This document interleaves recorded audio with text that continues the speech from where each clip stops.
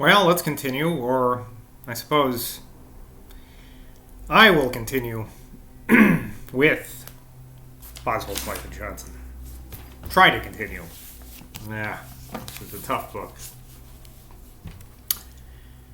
Young Johnson had the misfortune to be much afflicted with the scrofula, or king's evil, which disfigured a countenance naturally well formed and hurt his visual nerves so much that he did not see at all with one of his eyes, though its appearance was little different from that of the other. So kind of like Columbo.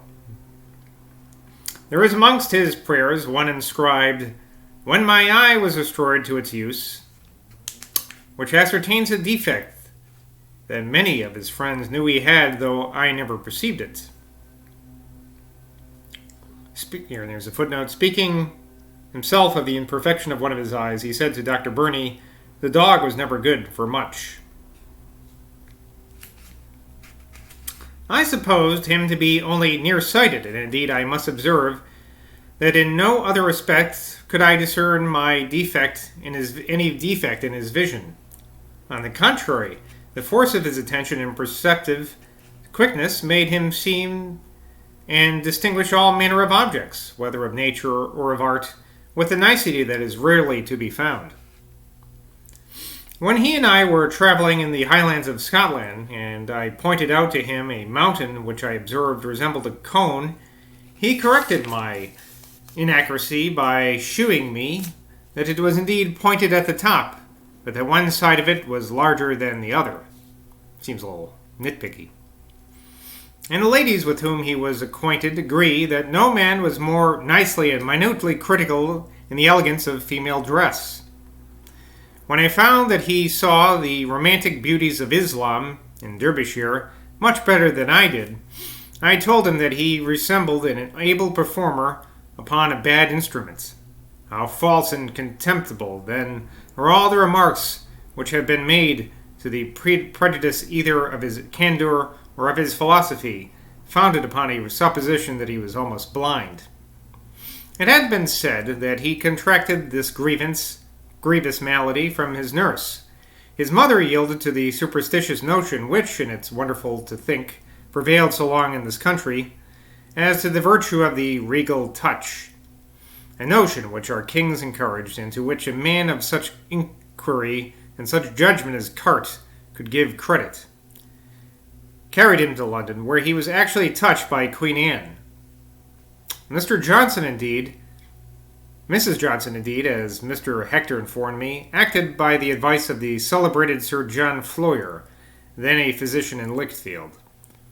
Johnson used to talk of this very frankly, and Mrs. Piozzi had preserved his very picturesque description of the scene as it remained upon his fancy. Being asked if he could remember Queen Anne, quote, he had, he said, a confused but somewhat a sort of solemn recollection of a lady in diamonds and a long black hood. That's from Anecdotes, page 10.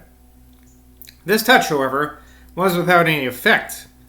I ventured to say to him, in allusion to the political principles in which he was educated and of which he ever retained some odor, that his mother had not carried him far enough. She should have taken him to Rome. How dry, eh? He was first taught to read English by Dame Oliver, a widow who kept a school for young children in Lichfield. He told me she could read the black letter and asked him to borrow for her, from his father, a Bible in that character. When he was going to Oxford, she came to take leave of him, brought him, in the simplicity of her kindness, a present of gingerbread, and said he was the best scholar she had ever had. He delighted in mentioning this early compliment, adding with a smile that this was as high a proof of his merit as he could conceive. His next instructor in England was a master, whom, when he spoke of him to me, he familiarly called Tom Brown, who, said he, published the spelling book and dedicated it to the universe. But I fear no copy of it can now be had. He began to learn Latin with Mr. Hawkins, usher or undermaster of Lichfield School, a man, said he, very skillful in his little way. With him he continued 2 years, and then rose to be under the care of Mr. Hunter, the headmaster, who, according to his account, was very severe, and wrong-headedly severe. He used, said he, to beat us unmercifully, and he did not distinguish between ignorance and negligence, for he would beat a boy equally for not knowing a thing as for neglecting to know it. He would ask a boy a question, and if he did not answer it, he would beat him, without considering whether he had an opportunity of knowing how to answer it. For instance, he would call up a boy and ask him Latin for a candlestick, which the boy could not expect to be asked. Now, sir, if a boy could answer every question, there would be no need of a master to teach him. Good point. It is, however, but justice to the memory of Mr. Hunter to mention that though he might err in being too severe, the school of Lichfield was very respectable in his time. The late Dr. Taylor, Presbytery of Westminster, who was educated under him, told me that, quote, he was an excellent master and that his ushers were most of them men of eminence, that Holbrook, one of the most ingenious men, best scholars, and best preachers of his age, was ushered during the greatest part of the time that Johnson was at school. Then came Hague, of whom as much might be said, with the addition that he was an elegant poet. Hague was succeeded by Green, afterwards Bishop of Lincoln, whose character as the learned world is well known. In the same form with Johnson was Congreve, who afterwards became chaplain to Archbishop Boulter, and by the connection obtains good preference in Ireland. He was the youngest son of the ancient family of Congreve in Staffordshire, of which the poet was a branch. His brother sold the estate. There was also Lowe, afterwards Cannon and Windsor. End quote. Indeed, Johnson was very sensible how much he owed to Mr. Hunter. Mr. Langston one day asked him how he had acquired so accurate a knowledge of Latin, in which I believe he was exceeded by no man of his time. He said, "My master whipped me very well. Without that, sir, I should have done nothing." He told Mr. Langston that while Hunter was flogging his boys unmercifully, he used to say, "And this I do to save you from the gallows." Johnson, upon all occasions, expressed his approbation of enforcing instructions by means of the rod. "I would rather," said he, "have the rod to be the general terror to all, to make them learn, than tell a child, if you do this or thus, you will be more esteemed than your brothers or sisters. The rod produces an effect which terminates in itself. A child is afraid of being whipped and gets his task, and there is an end to it. Whereas, by exciting emulation and comparisons of superiority, you lay the foundation of lasting mischief. You make brothers and sisters hate each other." That's a debatable claim. When Johnson saw some young ladies in Lincolnshire who were remarkably well behaved, owing to their mother's strict discipline and severe correction, he exclaimed in one of Shakespeare's lines a little varied, "Rod, I will honor thee for this thy duty." That superiority over his fellows, which he maintained with so much dignity in his march through life, was not assumed from vanity and ostentation, but was the natural and constant effect of those extraordinary powers of mind of which he could not but be conscious by comparison. The intellectual difference, which in other cases of comparison of character is often a matter of undecided contest, being as clear in his case as the superiority of stature in some men above others. Johnson did not strut or stand or tiptoe. He only did not stoop. From his earliest years, his superiority was perceived and acknowledged. He was from the beginning, some Greek words I can't pronounce, a king of men.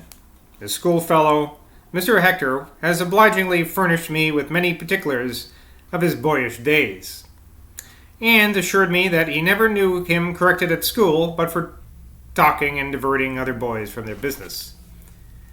He seemed to learn by intuition, for though indolence and procrastination were inherent in his constitution, whether he made an exertion, he did more than anyone else.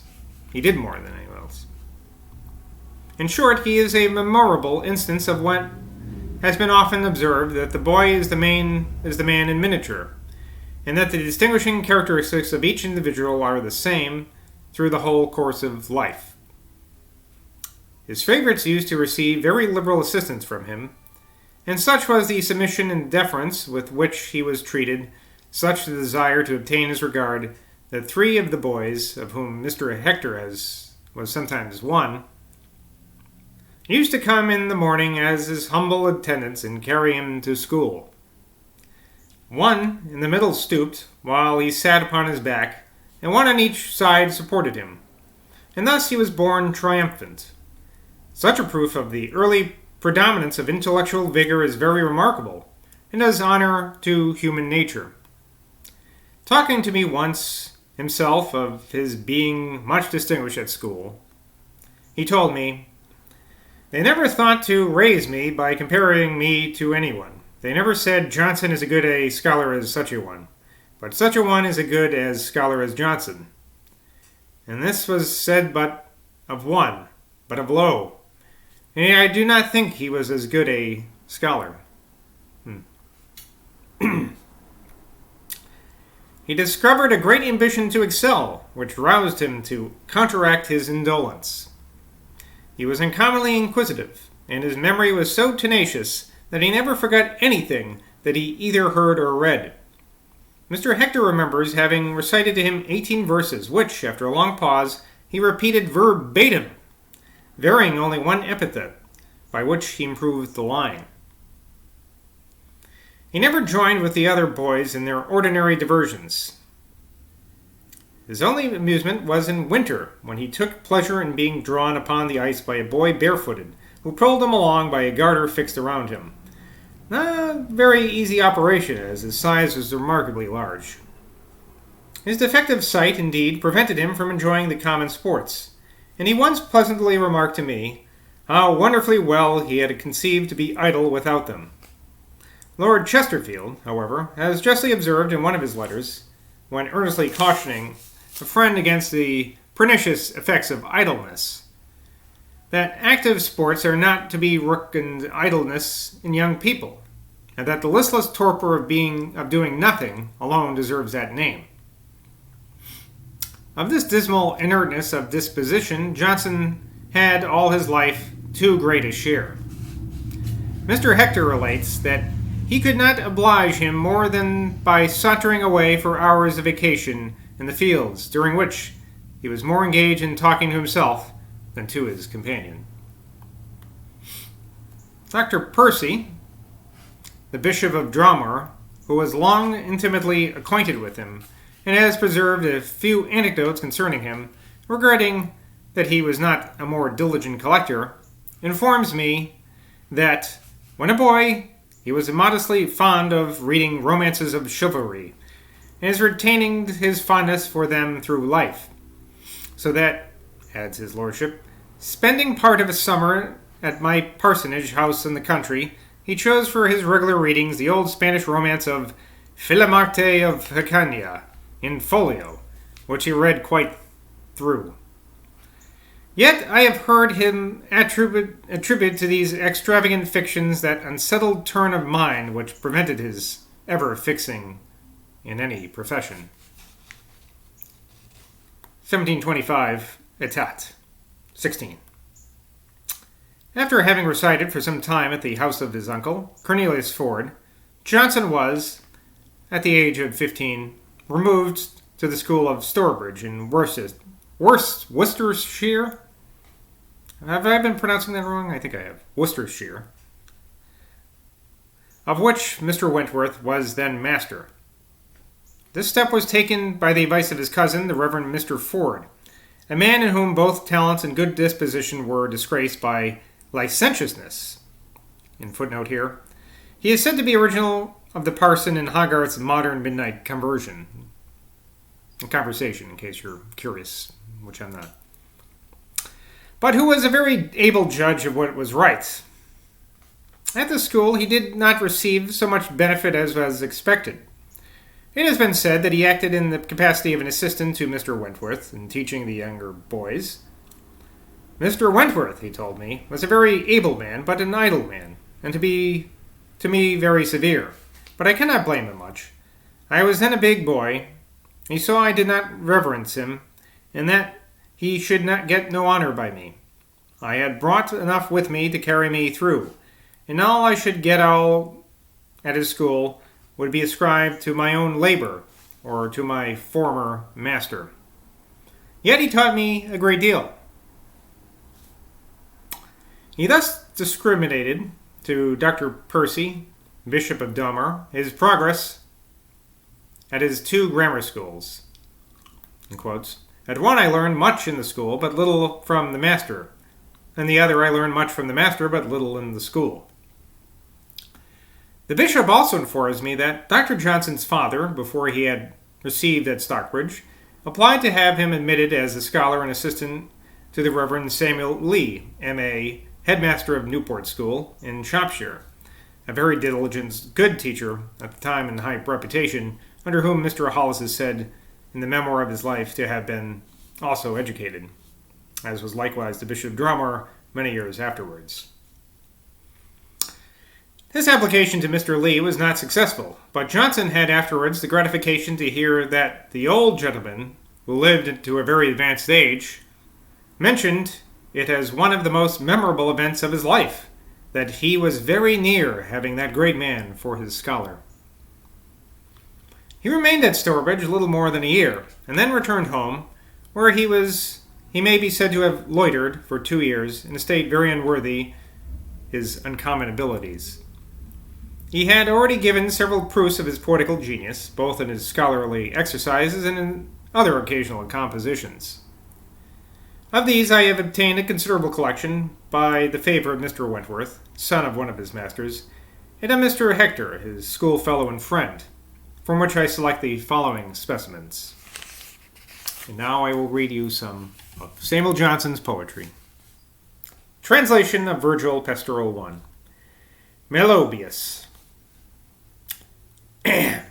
Now, Tityrus, you, supine and careless laid, play on your pipe beneath this beechen shade, while wretched we about the world must roam, and leave our pleasing fields and native home. Here at your ease you sing your amorous flame, and the wood wings from Amaryllis's name. Tityrus. Those blessings, friends, the deities bestowed, for I shall never think him less than God. Oft on his altar shall my firthling lie, their blood the consecrated stones shall dye. He gave me flocks to graze the flowery meads, and me to tune at ease the unequal reeds. Melibius. I don't know how to pronounce this, so that's what I'm saying. My admiration only I expressed, no spark of envy harbors in my breast, that when confusion o'er this country reigns, to you alone this happy state remains. Here I, though faint myself, must drive my goats, far from their ancient fields and humble cots. This scarce I lead, who left on yonder rock 2 tender kids, the hopes of all the flock. Had we not been perverse and careless grown, this dire events by omens was foreshown. Our tree were blasted by this thunder stroke, and left-hand crows from an old hollow oak foretold the coming evil by their dismal croak. And now, in translation of Horace, Book 1, Ode 22, I believe. The man, my friend, whose conscious heart with virtue's sacred artist glows, nor taint with death the envenomed dart, nor need the guard of Moorish bows. Though Scythia's icy cliffs he treads, or horrid Afric's faithless sands, or where the famed Hydaspes spreads his liquid wealth o'er the barbarous lands. For while my close image charmed, too far in Sabine woods I strayed, me singing careless and unarmed, a grisly wolf surprised and fled. No savage more pretentious stained Apulia's spacious wilds with gore, none fiercer Juba's thirsty land, dire nurse of raging lions bore. Place me where no softer summer's gale among the quivering branches sighs, where clouds condensed for every veil with horrid gloomed the frowning skies. Place me beneath the burning line, a clime's denied to human race. I'll sing of Clo's charms divine, her heavenly voice in beauticious face. How long is this going to go on for? I might have to stop. Well, we'll pause there in the middle of the poetry. Well, now we get some poetry. This is real stuff, isn't it? All right. Till next time, bye from Boswell.